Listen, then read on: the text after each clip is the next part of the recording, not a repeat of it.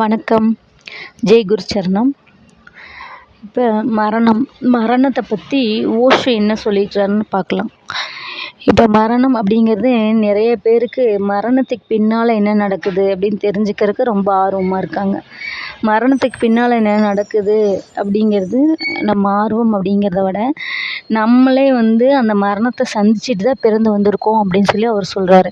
இந்த இறந்து போனவங்களுக்கு போட்டிருக்கிற மாலையெல்லாம் பார்க்குறப்ப வித்தியாசமாக நம்ம நினைக்கிறோம்.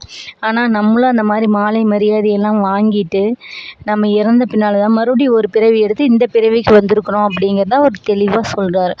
அப்படி மரணத்தை நம்ம சந்திச்சுட்டு தான் வந்திருக்கிறோம். ஆனால் நம்மளுடைய ஞாபகத்தில் அது இல்லை, அவ்வளோதான். ஆனால் இந்த மரணமும் வாழ்வும் யிங் யாங் சிம்பிள் அப்படிங்கிற மாதிரி ரெண்டும் மாறி மாறி நம்மளுக்குள்ளே தொடர்ந்து வந்து கொண்டே தான் இருக்குது.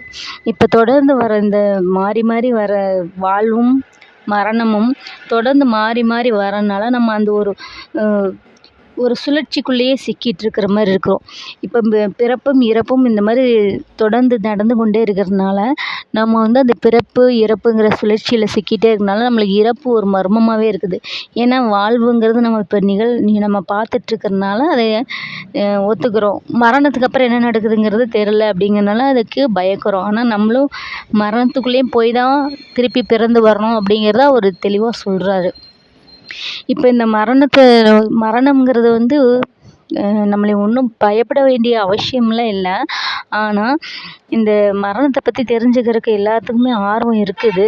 அதனால தான் விழிப்புணர்வும் ஒன்று இருக்கிறத எல்லாருமே தெரிஞ்சுக்கோங்க அப்படிங்கிறாங்க. விழிப்புணர்வு எல்லா இடத்துலையுமே இருக்குது. நம்ம தூங்கிட்டு இருந்தாலும், விழிப்பு நிலை இருந்தாலும், கனவு நிலை இருந்தாலும் எல்லா இடத்துலையுமே விழிப்புணர்வுன்னு ஒன்று இருக்குது.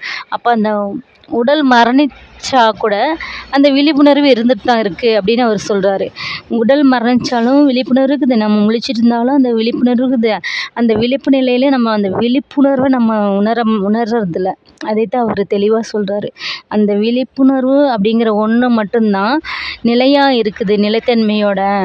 மித்ததெல்லாம் வருது போகுது, இறப்பும் பிறப்பும் மாறி மாறி வந்துக்கிட்டே இருக்குது. விழிப்புணர்வு ஒன்று மட்டும்தான் நிலைத்தன்மையாக இருக்குதுங்கிறத அவர் பல புத்தகங்களில் சொல்லியிருக்காரு. அதனால ஓஷோ இந்த மாதிரி விளக்கம் கொடுத்ததுக்கப்புறம் எனக்கு உண்மையாலுமே ஒரு நல்ல ஒரு இறுதி நிலை கிடைத்த மாதிரி இருந்தது. அது உணர்ந்தும் பார்த்துட்டேன் நான். அதனால எனக்கு இதில் ஒரு நல்ல நம்பிக்கை இருந்ததுனால இதே நீங்கள் தெரிஞ்சுக்கிறவங்க, ஓஷோவை பற்றி தெரிஞ்சுக்கிறவங்க இருப்பாங்க, அவங்களுக்காக இந்த பதிவு போடணும்னு போட்டேன்.